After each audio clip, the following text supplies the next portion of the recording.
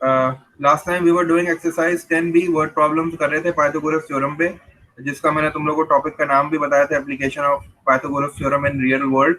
We saw some word problems, different types of questions where we can apply Pythagoras theorem to find the missing length of the object.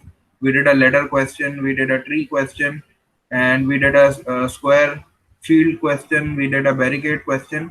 तो हमने इस तरह देखा था कि किस तरह डेली लाइफ में जो है वो आप पाइथागोरस थ्योरम यूज कर सकते हो.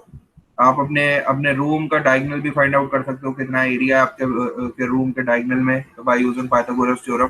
ठीक है, तो ये डेली लाइफ में इस तरह की प्रॉब्लम्स जो है वो हमें जो है वो इनकाउंटर होती हैं, जहां हम लोग जो है वो पाइथागोरस थ्योरम को यूज करके we can find out the missing length.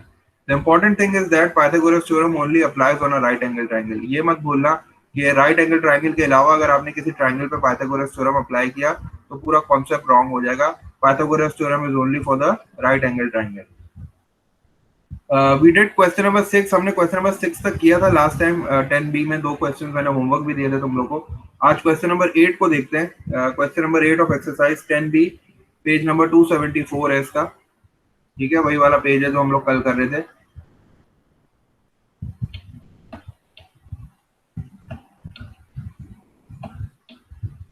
अच्छा, इस क्वेश्चन को मैं पढ़ता हूँ पहले, फिर उसके बाद जो है मैं बताता हूँ कि क्या करना है इस क्वेश्चन में. अ table coaster in the shape of a rhombus. ठीक है, एक टेबल का जो है वो कवर बोल लो उसको, तो वो जो है वो हमारे पास एक रोम्बस की शेप में है. ठीक है, रोम्बस का मतलब होता है स्क्वायर की तरह होता है रोम्बस, जिसमें ऑल साइड्स इक्वल होती हैं. डायमंड की तरह बना हुआ है, जैसे मैंने जो है वो बोर्ड पे बनाया हुआ है. This is a rhombus. Rhombus में भी चारों साइड्स बिल्कुल इक्वल होती हैं. ठीक है, लेकिन रोम्बस में ये होता है कि जैसे स्क्वायर में चारों एंगल्स 90 होते हैं, रोम्बस में 4 एंगल्स 90 नहीं होते. ठीक है, सिर्फ चारों साइड्स बराबर होती हैं. अच्छा, फिर वो मुझे ये कह रहा है कि the rhombus has a diagonals of length 10 centimetre and 24 centimetre. Diagonals हमें पता है. ठीक है, पहले इसकी डायगोनल्स ड्रॉ कर लेते हैं. डायगोनल आपको पता है, और ऑपोजिट कॉर्नर से जो लाइन ज्वाइन करती है वो डायगोनल कहलाती है. तो एक इसकी डायगोनल ये हो गई, और एक इसकी डायगोनल जो है वो मेरे पास मैं यहाँ ड्रॉ कर लेता हूँ. तो you have to draw the figure. आपको भी फिगर बनानी है. ठीक है, फिगर से स्टार्ट करेंगे. Don't write the question, reference लिख लो और फिगर बना लो. तो ये मैंने रोम्बस बना लिया और ये मैंने इसकी डायगोनल्स बना ली. और रोम्बस की प्रॉपर्टी होती है कि इसकी जो डायगोनल्स होती है ना वो एक दूसरे को बाइसेक्ट करती है, मतलब 2 बराबर हिस्सों में कट करती है. प्रॉपर्टी होती है कि इसकी जो रोम्बस की एक और प्रॉपर्टी होती है कि जो उसके डायगोनल्स है ना, दे बाइसेक्ट ईच अदर. मतलब ये जो डायगोनल्स है ये एक दूसरे को 2 बराबर हिस्सों में कट कर रहा है. मतलब ये जितना डिस्टेंस है, this distance is equal to this distance. ये दोनों डिस्टेंस बराबर है, क्योंकि ये बाइसेक्ट का मतलब होता है कि ये 2 इक्वल हाफ में इसने कट किया है. तो मैं जो है वो एक बार क्वेश्चन को दोबारा पढ़ लेता हूँ और उसके बाद मैं अपना काम स्टार्ट करता हूँ. कि उसने मुझे जो है वो एक रोम्बस की फॉर्म में एक टेबल का वो दिया हुआ है कवर, और उसने कहा है कि जो उसकी डायगोनल्स है वो 24 सेंटीमीटर है. मतलब मैं ये बड़ी वाली डायगोनल ले लेता हूँ. ठीक है, अगर ये 24 सेंटीमीटर है पूरी डायगोनल, तो इसका मतलब है कि ये डायगोनल ने इसको 2 बराबर हिस्सों में कट किया. तो 24 का हाफ क्या होता है? 12. तो इसका मतलब है ऊपर वाला पार्ट भी 12 होगा और नीचे वाला पार्ट भी 12 होगा. ठीक है, क्योंकि मैंने आपको बताया कि रोम्बस की प्रॉपर्टी होती है कि जो उसके डायगोनल्स होते हैं वो एक दूसरे को बाइसेक्ट करते हैं. बाइसेक्ट का मतलब होता है 2 इक्वल पार्ट्स में डिवाइड करते हैं. ठीक है, तो I have taken this diagonal as 24 centimetre. तो अगर ये पूरा 24 सेंटीमीटर है और मैंने बोला कि ये डायगोनल इसको 2 बराबर हिस्सों में कट कर रहा है, तो इसका मतलब है this part is 12 and this part is also 12. ठीक है, अब मैं दूसरा डायगोनल देखता हूँ. The length of the other diagonal is 10 centimetre. ये जो 2 डायगोनल्स की लेंथ होती है ना वो बराबर नहीं होगी. एक डायगोनल बड़ी होगी, एक डायगोनल छोटी होगी. ठीक है, ये बड़ी डायगोनल है जिसका 24 सेंटीमीटर लेंथ है, और ये छोटी डायगोनल है जिसका 10 सेंटीमीटर लेंथ है. लेकिन ये जो दोनों डायगोनल्स है ना ये एक दूसरे को बाइसेक्ट करती हैं और 90 डिग्री बनता है. ठीक है, दोनों बाइसेक्ट करती हैं राइट एंगल्स में, तो ये सारे के सारे 90 डिग्री एंगल्स हैं. ठीक है, तो फिर हम जो है वो अपना पाइथागोरस थ्योरम यहाँ यूज कर सकते हैं. और मैंने जिस तरह इस पूरी डायगोनल को 2 पार्ट्स में डिवाइड किया, इस तरह इस वाली डायगोनल को भी 2 पार्ट्स में डिवाइड करूंगा. This is 10 centimetre. ये पूरी 10 सेंटीमीटर है. इसका मतलब है कि ये 5 5 हो जाएगी 5 और ये 5 हो जाएगी. ठीक है, और अब वो मुझे क्वेश्चन में कह रहा है कि मुझे क्या करना है, लेंथ फाइंड करनी है. तो मैं कोई सी भी लेंथ फाइंड आउट कर सकता हूँ because all the lengths are same. Rhombus की चारों साइड बराबर होती है, तो मैं अपनी मर्जी से कोई भी लेंथ फाइंड आउट कर सकता हूँ. मेरे पास 4 राइट एंगल ट्राइंगल्स हैं. I can pick any one, कोई भी पिक कर लो. ठीक है, और उसको यहाँ ड्रॉ कर लो. हम लोग ये वाला पिक कर लेते हैं. ठीक है, हम to लोग ये वाला find the पिक कर लेते हैं. hypotenuse. So you have to to find the find, hypotenuse. Yes we have to find the hypotenuse. ठीक है, आप चारों में से कोई भी राइट एंगल ट्राइंगल पिक कर लो. मैंने ये 1 वाला पिक किया है, मैं यहाँ ड्रॉ कर रहा हूँ. ठीक है, और फिर ड्रॉ करके जो है उसको सॉल्व करते हैं। ड्रॉ करने के बाद इसको लेबल करते हैं जल्दी से। मैंने ये वाला राइट एंगल ट्रायंगल पिक कर लिया और ये 12 हो गया मेरे पास, एंड दिस इज 5। और अब लेबल कर लेता हूँ जल्दी से। ऑपोजिट साइड मेरे पास हाइपोटेन्यूज होती है, and this is perpendicular, and this is base. तो बस ये याद रखना कि रोम्बस की प्रॉपर्टी ये होती है कि रोम्बस की चारों साइड्स इक्वल होती हैं स्क्वायर की तरह, और जो इसके डायगोनल्स होते हैं ना वो एक दूसरे को बाइसेक्ट करते हैं 90 डिग्री एंगल पे। ठीक है, बाइसेक्ट मतलब टू इक्वल पार्ट्स में डिवाइड करते हैं, और दोनों के दोनों जो है एक दूसरे के परपेंडिकुलर होते हैं, मतलब 90 डिग्री फॉर्म करते हैं।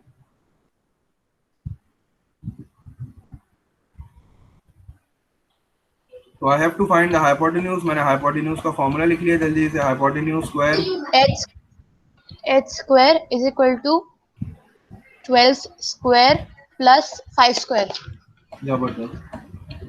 12 स्क्वायर प्लस 5 स्क्वायर कर लो जल्दी से। सर रोम्बस की बस एक साइड ढूंढते हैं तो चारों साइड का जवाब मिल जाता है, क्योंकि चारों साइड सेम है। बिल्कुल, चारों साइड सेम है ना, तो एक साइड फाइंड कर लेते हैं, चारों का जवाब मिल जाएगा। सर 144 आ है। 12 का स्क्वायर 144 होता है शायद, ठीक है, और 5 का स्क्वायर 144 plus 25। ठीक है, 144 प्लस 25 हो जाएगा 169, और 169 का 13। Square. The answer is 13। Good, the answer is 13। जल्दी से एक लाइन लिख लो स्टेटमेंट की कि the length of the rhombus is.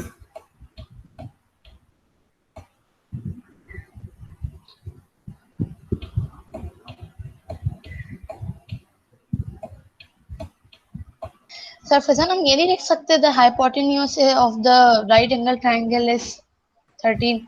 नहीं, वो ज्यादा सही नहीं है ना, क्योंकि क्वेश्चन की वो देखो ना लैंग्वेज। क्वेश्चन में क्वेश्चन नंबर 8 अगर तुम पढ़ो तो उसमें तुमसे पूछ रहा है find the length of the each side. ठीक है, तो ईच साइड का मतलब है कि फिर मैं जो है वो उसी तरह उसी लैंग्वेज में आंसर लिखूंगा ना। तो length of each side is equal to 13 centimetre लिख लो।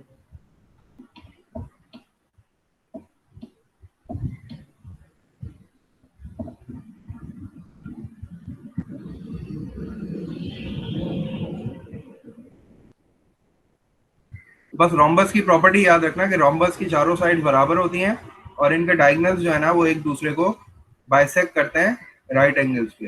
ठीक है, चलो अब नेक्स्ट क्वेश्चन देखते हैं। नेक्स्ट क्वेश्चन जो है वो हमारे पास वर्क एग्जांपल 8 है, पेज नंबर 276 का। इसका नाम है कन्वर्स ऑफ पाइथागोरस थ्योरम। करके होगा। तो इसमें जो है ना वो हम पाइथागोरस थ्योरम को यूज करेंगे प्रूफ करने के लिए कि जो हमें ट्राइंगल गिवन है it is a right angle triangle. ठीक है, तो राइट एंगल ट्राइंगल के लिए हमें तीनों साइड की लेंथ्स वो देगा, और हम इस पे पाइथागोरस थ्योरम परफॉर्म करेंगे, पाइथागोरस थ्योरम अप्लाई करेंगे। और अगर पाइथागोरस थ्योरम का आंसर बिल्कुल सही आ रहा है तो इसका मतलब है कि हम प्रूफ कर देंगे कि ये ट्राइंगल जो है वो राइट एंगल ट्राइंगल है। इसमें हमें किसी लेंथ को फाइंड नहीं करना, हमें सिर्फ प्रूफ करना है कि हमारे पास जो ट्राइंगल जो इसने दिया हुआ है वो राइट एंगल ट्राइंगल है या नहीं। जी बिल्कुल। How will we get to know by the answers? And Pythagoras theorem is used for the right angle triangle. बिल्कुल, Pythagoras theorem only applies on a right angle triangle. If this is a right angle triangle, so Pythagoras theorem will be true. Pythagoras theorem कैसे true होगा मैं तुम्हें अभी proof करके दिखाता हूँ। ठीक है, इसीलिए इसका नाम है converse of Pythagoras theorem, means कि we have to prove that the triangle is right angle triangle और नॉट। तो Pythagoras theorem हम इसलिए भी यूज स्टार्ट कर दे। बिल्कुल, ये भी स्टार्ट कर दो। बिल्कुल, जो लिखा हुआ है स्क्रीन पे लिखो, मैं इसको प्रूफ करके दिखाता हूँ। प्रूफ कैसे करेंगे मैं आपको भी बताता हूँ।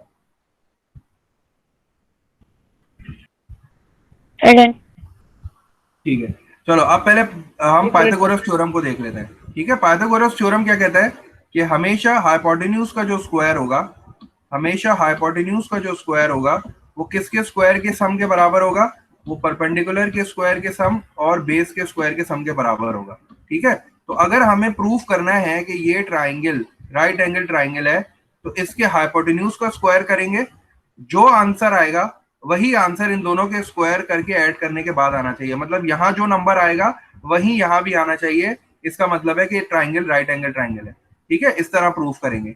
हाइपोटेन्यूज लेंगे, उसका स्क्वायर करेंगे, एक नंबर आएगा, ठीक है, इज इक्वल्स टू लिखेंगे, परपेंडिकुलर का स्क्वायर करेंगे, बेस का स्क्वायर करेंगे, दोनों को ऐड करेंगे तो ये जो दोनों नंबर्स हैं ये सेम आने चाहिए। उसी वक्त ये प्रूव होगा कि ये राइट एंगल ट्राइंगल है। ठीक है, तो हमारे पास तीनों साइड की the hypotenuse and the base and the perpendicular square should be equal. बिल्कुल बिल्कुल, hypotenuse square should be equal to the sum of the square of perpendicular and base. This is the, ये Pythagoras theorem है. And in order to prove that this triangle is a Pythagoras theorem, we should be given all the three sides. हमारे पास तीनों sides मौजूद होंगी, ठीक है, हमारे पास तीनों sides given होंगी, हमें सिर्फ उनको select करना पड़ेगा, ठीक है. चलो अब मुझे ये बताओ कि मैंने तुम्हें hypotenuse की definition क्या बताई थी, कि hypotenuse क्या होती है? Hypotenuse is the biggest side of the right angle triangle. बिल्कुल, it is the longest side. तो हम मुझे ये बताओ कि इन तीनों साइड्स में से, अच्छा, और ये चूंकि ट्राइंगल है तो मैंने यहाँ एक ट्राइंगल भी बना लिया, ठीक है, राइट एंगल ट्राइंगल बना लिया. अभी मैं इसको लेबल नहीं कर रहा, ठीक है. चलो तुम लोग के साथ AB होगी लॉन्गेस्ट साइड. अब मुझे बताओ कि तीनों में से लॉन्गेस्ट साइड कौन सी होगी? 39. BC या AC? AB. इसका मतलब है कि यहाँ A लिख दो, Yes. और यहाँ तुम क्या लिखोगे? B लिखोगे, क्योंकि B. ये Longest side है. ये लॉन्गेस्ट साइड है. Hypotenuse. तो इसकी साइड क्या, इसकी लेंथ लिख दी मैंने 39, ठीक है. और ये क्या हो गया फिर? ये क्या बच गया? C बच गया. इसका मतलब है 90 डिग्री किस पे? C पे. 3 बच गया, 15 लिख लो. तो इस तरह आपने फिगर भी बना ली और आपने जो है वो डिसाइड भी कर लिया कि हाइपोटेन्यूज हमेशा 90 डिग्री के सामने वाली साइड होती है. तो आपने पहले बिगेस्ट साइड चूज की, बिगेस्ट साइड इज 39 सेंटीमीटर, तो ये बिगेस्ट साइड हो गई. और A और B आ गया, तो जो बाकी अल्फाबेट बचा वो C था, तो वो मैंने यहाँ लिख दिया. तो C जो है वो मेरा 90 डिग्री होगा, ठीक है. और ये मुझे कह भी रहा है कि मुझे बताना है कि 90 डिग्री किस एंगल पे. चलो अब पाइथागोरस थ्योरम प्रूफ करके देखता हूँ. तो हाइपोटेन्यूज कितनी है? 39 square is equal to 39 square is equals to 36 square. 36 square plus 15 square. 36 square plus 15 square. जल्दी से कैलकुलेटर्स यूज करो, मुझे बताओ कि क्या दोनों साइड्स इक्वल आ रही हैं? 36 स्क्वायर प्लस, और बेस कितनी है? 15 Square.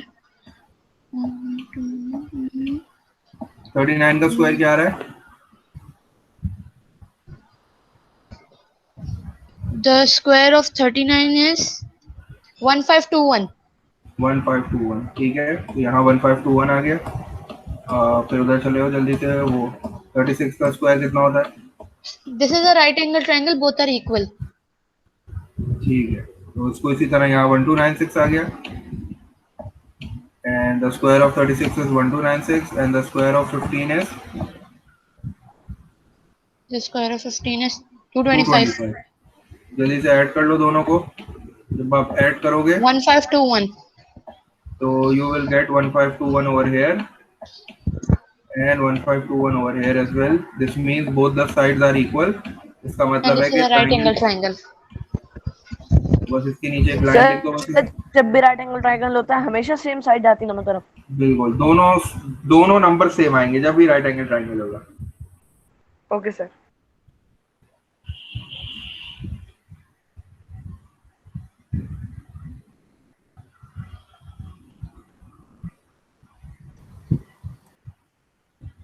ठीक है. तो this is also an application of Pythagoras theorem, जिसको हम कहते हैं कन्वर्स ऑफ पाइथागोरस थ्योरम.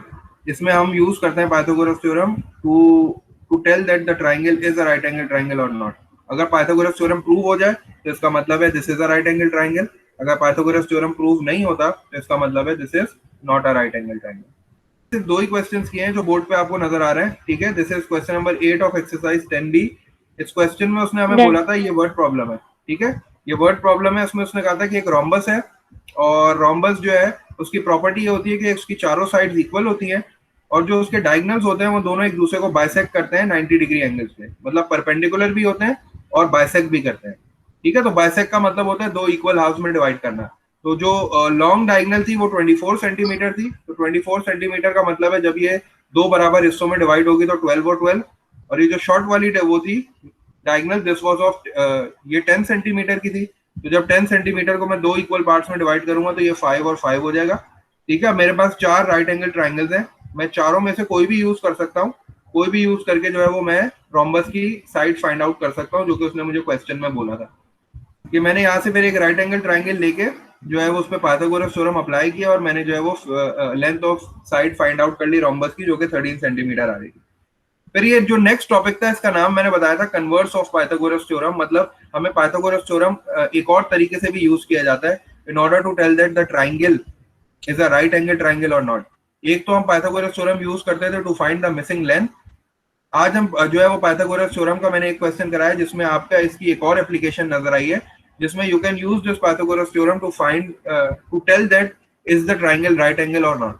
तो हमने क्या किया, इसके लिए आपको तीनों साइड्स पता होनी चाहिए। तो हमें एक ट्राइंगल गिवन था एबीसी, उसका नाम था, और तीनों साइड्स हमें गिवन थी। तो हमने क्या किया, हाइपोटेन्यूज की डेफिनेशन सबसे पहले जो है वो उसको कंसिडर किया, और हाइपोटेन्यूज जो है वो लॉन्गेस्ट साइड होती है, 39 centimetre is the longest side. मैंने एक रफ सा राइट एंगल ट्राइंगल बनाया और हाइपोटेन्यूज की जगह ए बी 39 सेंटीमीटर लिख दिया, और 39 सेंटीमीटर लिख दिया। तो मुझे पता है कि 90 डिग्री के सामने वाली साइड हाइपोटेन्यूज होती है, तो ये सी हो गया और 90 डिग्री यहाँ बन गया। और इसके अलावा फिर क्वेश्चन में दो चीजें और थी, बीसी 15 सेंटीमीटर थी तो बीसी 15 हो गई, और एसी 36 थी तो एसी की जगह पे 36 लिख के जब मैंने इस पे पाइथागोरस थ्योरम अप्लाई किया तो दोनों साइड के जो नंबर्स थे वो इक्वल आ रहे थे। जब मैंने हाइपोटेन्यूज का स्क्वायर किया तो 1521 आया, और जब मैंने परपेंडिकुलर और बेस का स्क्वायर करके उनको ऐड किया तो आई ऑल्सो गेट 1521, जो इस बात का प्रूफ है कि this is a right angle triangle. तो मैंने यहाँ ये लाइन लिख दी कि since Pythagoras theorem has been proved, so the triangle ABC is a right angle triangle and the 90 degree or the right angle is at C। तो ये दो क्वेश्चंस जो थे ये हमारे रह गए थे, कल की क्लास में हमने नहीं किए थे, तो ये आज कर लिए। इसके अलावा जो दो मैंने कल होमवर्क दिए थे वो भी तुम लोग ट्राई करना।